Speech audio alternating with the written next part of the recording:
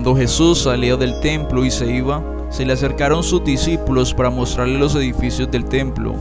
Él respondiendo les dijo: ¿Veis todo esto? De cierto os digo que no quedará aquí piedra sobre piedra que no sea derribada. El corazón de nuestro Maestro fue profundamente quebrantado al ver todas las escenas que empezarían a acontecer poco tiempo después de su crucifixión. Su dolor profundo era causado por la impotencia que sentía al ver a su propio pueblo rechazarle. Jerusalén, Jerusalén, que matas a los profetas y apedreas a los que te son enviados. ¿Cuántas veces quise juntar a tus hijos como la gallina junta sus polluelos debajo de sus alas y no quisiste? Su profundo dolor le hizo llorar lágrimas de sangre en el Getsemaní mientras suplicaba al Padre: Padre, si es necesario, pase de mí esta copa. Las escenas finales pasaban vividas en su mente mientras él humildemente aceptaba la voluntad de su Padre, el sacrificio inmenso que le daría vida y esperanza a la humanidad. Gracias, Señor Jesús, por tu sacrificio. Alabado y glorificado sea tu santo nombre por los siglos de los siglos. Amén. En el año 70, las tropas romanas al mando del general Tito cercaron a Jerusalén y destruyeron todo. Vidas humanas y la gloria del templo fueron devastadas a filo de espada y por fuego. El hermoso templo, que alguna vez fue el lugar en donde el Creador del universo se manifestaba morando su gloria perfecta, se había marchado dejándolos solos. Vuestra casa les será desierta, pues les digo que no me volverán a ver hasta que digan: bendito el que viene en el nombre del Señor. Estando en el monte de los Olivos, sus discípulos inquietos por el futuro del mundo le preguntaron: Maestro, dinos, ¿cuándo serán estas cosas y qué señal habrá de tu venida y del fin del siglo? En su inmenso amor, el Señor le declara las señales que acontecerían antes de su segunda venida. Mirad que nadie os engañe, porque vendrán muchos en mi nombre diciendo: yo soy el Cristo, y a muchos engañarán. Estas palabras de la profecía se han cumplido a lo largo de la historia. Al transcurrir de estos 2000 años desde su sacrificio en la cruz, muchos se han levantado anunciando ser el Mesías, trayendo doctrinas extrañas y engañosas, y a miles y miles han engañado. Las personas en su necesidad de Dios y de esperanza son atrapadas por los falsos cristos y por medio de sus artimañas han corrompido la verdad y han permitido que la vista sea desviada de la verdadera fuente de la vida y verdad que es Cristo Jesús. Se han levantado para usurparle la gloria al único Dios verdadero y se han llamado a sí mismo el Mesías, el enviado de Dios, el vicario de Cristo, el pontífice y entre otros muchos títulos más. Han llegado a ser incluso más famosos que cualquier artista secular y para nada representan la humildad de mi Maestro, nuestro Señor Jesucristo, en quien debemos fijar nuestra vista. Esto no es un reclamo a los feligreses, pues ellos solo buscan tener esperanza, pero sí es una denuncia contra el sistema religioso y al ser humano que usurpa el trono de Dios, haciéndose pasar por Dios y robándole su gloria. Estos falsos cristos han hecho mucho daño a la religión pura y sin mancha, pues la han corrompido y han hecho de la verdad un negocio. El Señor Jesús prosigue diciendo: oiréis de guerras y rumores de guerras. Mirad que no os turbéis, porque es necesario que todo esto acontezca, pero aún no es el fin. La humanidad, a lo largo de toda la historia, le ha dominado su espíritu bélico, y por medio de guerras han tratado de dominarse entre sí. La guerra ha sido algo que nos ha acompañado desde siempre, pero la pregunta que nos queda es: si esto es algo normal en la humanidad, ¿qué relación tiene con el fin del tiempo? Para responder esto debemos entender que esto debe acontecer e ir en aumento hasta el fin del mundo. Al profeta Daniel se le reveló que para el fin del tiempo la ciencia aumentaría. Y también el Señor nos advirtió que todo esto iría en aumento como una mujer encinta hasta el momento de dar a luz. Claramente indica que la guerra iría desarrollándose cada vez más hasta llegar a un punto en donde pondría en riesgo la supervivencia humana.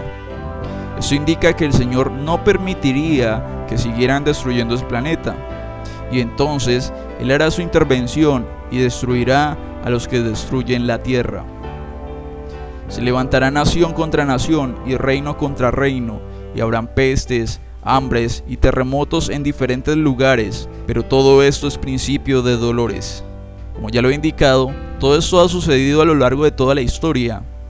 Todo iría en aumento hasta un momento crítico en la historia humana. Actualmente estamos viviendo un momento crítico, pues las guerras no han cesado, y aunque los gobiernos anuncien paz y seguridad, esta frase paz y seguridad fue profetizada en las Escrituras, en 1 de Tesalonicenses 5:3.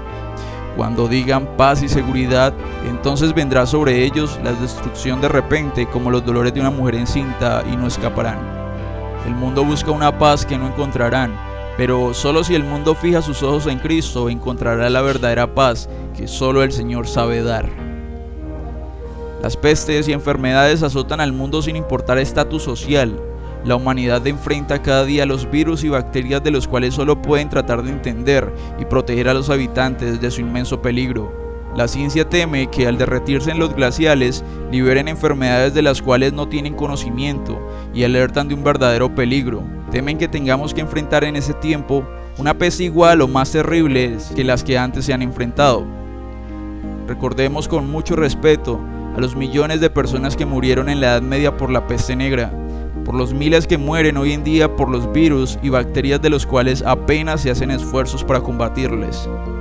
El hambre agobia y destruye las vidas alrededor del planeta.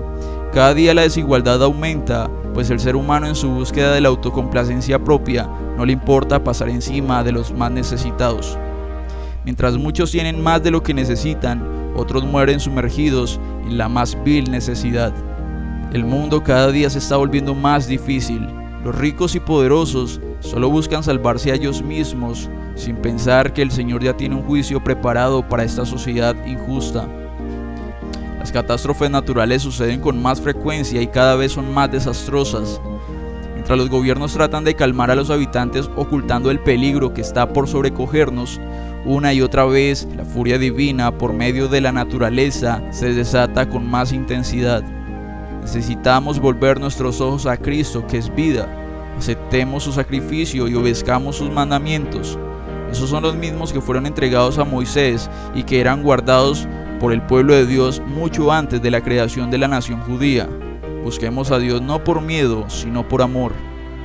Entonces os entregarán a tribulación y os matarán y seréis odiados por todos a causa de mi nombre. Desde siempre, todos los enviados de Dios han sufrido persecución, burla y martirio. Recordaremos en este momento con respeto a todos los hombres que han muerto por anunciar la verdad, por advertir al mundo del amor y del juicio divino, empezando desde el primero que fue Abel, quien murió en manos de su hermano por envidia, hasta los cristianos que mueren por predicar en lugares conflictivos. Todos los mártires que murieron en manos de la nación judía, profetas y seguidores de Cristo, fueron perseguidos, burlados y muertos por anunciar el mensaje de salvación. Por todos los fieles seguidores de Cristo que sufrieron persecución, burla y martirio a manos de la religión romana después de la Reforma Protestante, y por todos los que sufren persecución, burla y martirio por anunciarle al mundo que Cristo es el Señor y que regresará pronto para dar juicio a esta tierra. Eso incluye a todos los fieles sin importar su denominación. Tengo otras ovejas que no son de este redil, y a estas también me es necesario traerlas, y oirán mi voz y serán un rebaño con un solo pastor. Uno tras otro se han levantado anunciando traer nueva luz. Muchos son engañados, pues no pueden diferenciar si es un verdadero profeta o no. Solo debemos estudiar las características de un verdadero profeta para darnos cuenta si es falso o no. Hoy en día abundan estos quienes confunden a sus fieles con mensajes turbios, adivinando el futuro personal, haciendo demostraciones de un falso Espíritu Santo que hace que la persona caiga en un estado de posesión que para nada se parece al verdadero poder del Espíritu Santo. Las personas buscan a estos falsos profetas no por su mensaje ni por Dios, sino por el poder que el maligno les ha dado para hacer milagros, y desean recibir sanidad y prosperidad, sin importar el estudio de la palabra de Dios. A la ley y el testimonio, si no hablan conforme a esto, no les ha amanecido. Todo profeta se conoce por sus obras, pero ¿cómo vamos a creer en una persona que se enorgullece de su poder, que se siente vanagloriado por las multitudes y que desobedece al Creador pisoteando la santa ley de Dios y enseñando así a sus seguidores? Los profetas siempre fueron personas sencillas, sin cargos importantes, nunca llenaron estadios, nunca le adivinaron el futuro a una persona en particular, diciendo cosas vanas como te va a suceder esto o aquello. Los verdaderos profetas daban un mensaje conforme a la Escritura, un mensaje que realmente era importante para el pueblo en general. No debemos caer en este engaño, pues estas manifestaciones de poder no proceden de Dios, porque Satanás también tiene poder para hacer milagros, y esto no solo lo vemos en las iglesias protestantes, sino también en diferentes movimientos que dicen predicar la verdad. Analicemos la reacción de las personas a las cuales se les hacía una sanidad, o la reacción que tenían las personas cuando Cristo les daba su Espíritu. Algunos frutos del Espíritu Santo son el gozo, la paz, la benignidad, la templanza, el dominio propio, el amor. Dios es orden y para nada corresponde al poder divino lo que vemos actualmente. Entonces, si alguno dice, mirad, aquí está el Cristo, o mirad, allí está, no lo creáis, porque se levantarán falsos cristos y falsos profetas, y harán grandes señales y prodigios de tal manera que engañarán, si es posible, a los escogidos. El Señor profetizó que para el último tiempo habrían manifestaciones falsas del poder del Espíritu Santo. Grandes prodigios se ven en derredor. Es necesario que entienda que el problema no está en los seguidores, sino en el dirigente. Ese es el que tiene la responsabilidad de ayudar, pero también de enseñar. Y es importante entender que, aunque sea 99% de verdad y un 1% de mentira, para Dios esto ya no es aceptable. Los enviados de Cristo deben ser personas que reflejen humildad y sencillez. El poder de Dios no está en aquellos que desobedecen su ley y se enorgullecen de su ministerio. Todo aquel que le robe la gloria a Dios no es digno de ser su enviado. En el último tiempo, la profecía indica que Satanás hará una falsificación de la segunda venida de Cristo, pero esto es tema para otro video. Es importante que estemos velando y orando, pues el Señor dice que vendrá como ladrón en la noche. De la higuera aprended la parábola: cuando su rama está tierna y brotan sus hojas, sabéis que el verano está cerca. Así también vosotros, cuando veáis todas estas cosas, conoced que está cerca a las puertas.